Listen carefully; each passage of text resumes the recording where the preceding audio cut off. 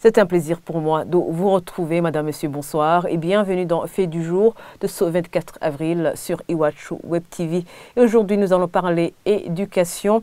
Le 21 avril, le rectorat de l'Université du Burundi avait sommé les étudiants qui sont en grève de regagner les auditoires plutôt ce lundi 24 avril.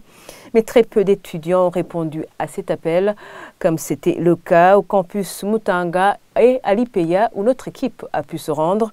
Leur représentation déplore la décision du rectorat qui est accompagnée de menaces, dont celle de leur retirer leur résidence universitaire.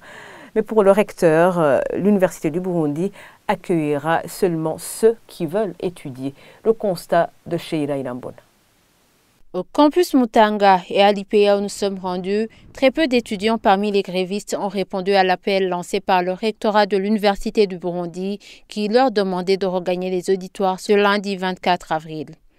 Dans les auditoires, là où il y avait des professeurs en train de donner des cours, les salles étaient presque vides, tandis que les autres classes étaient tout simplement vides. Les étudiants avec qui nous sommes entretenus hors caméra affirment être là parce qu'ils étaient venus voir si réellement leurs camarades ont fini par répondre à l'appel. Pour un des délégués grévistes, il est déplorable que le rectorat n'ait pas pris en compte leurs doléances et qu'ils aient plutôt recours aux intimidations.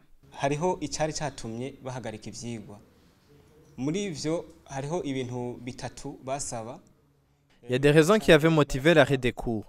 Dans cela, il y a trois choses qu'ils demandaient. En premier, c'est la sécurité des étudiants et de leurs représentants. Ils demandent aussi que leurs représentants qui ont été emprisonnés soient relâchés, mais aussi le retour de ceux qui ont été renvoyés, et enfin le début des négociations. Rien n'a été fait dans tout cela. En peu de mots, si rien n'a été fait, et qu'à cela s'ajoutent des arrestations d'autres étudiants, on ne peut pas répondre à cet appel.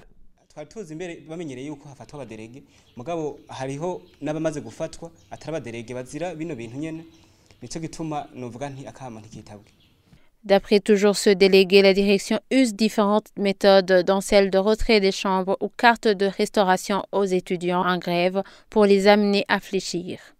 Nous partons du fait que nous vivons dans une situation économique difficile. Et nos autorités se disent que si elles donnent une chambre et une carte de restaurant à un étudiant, ce serait un bon moyen de nous diviser. Et c'est ce qui est en train d'arriver. On voit qu'elles passent par cette voie pour nous diviser. Quant au recteur de l'Université du Burundi, le communiqué lancé est suffisamment clair. Ceux qui ne vont pas se présenter aux auditoires seront exclus eux-mêmes.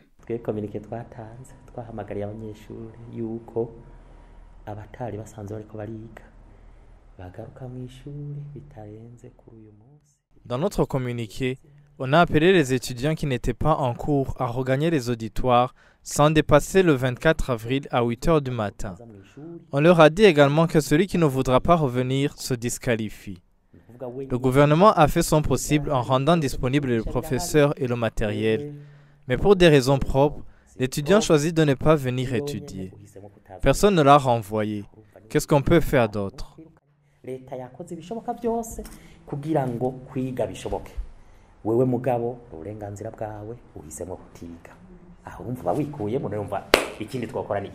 Cette grève qui a commencé le 14 mars vient de durer plus d'un mois et jusqu'à maintenant, aucun consensus n'a été trouvé. Les étudiants contestent toujours le décret présidentiel sur le pré-bourse. Deux réunions ont rassemblé les deux parties prenantes, mais sans aucun succès. Et sachez que le recteur de l'Université du Burundi n'a pas voulu s'exprimer devant la caméra d'Iwachu Web TV, d'où l'utilisation du sonore de nos confrères du web radio. Et voilà, c'est ici que nous clôturons ce fait du jour. Merci de l'avoir suivi.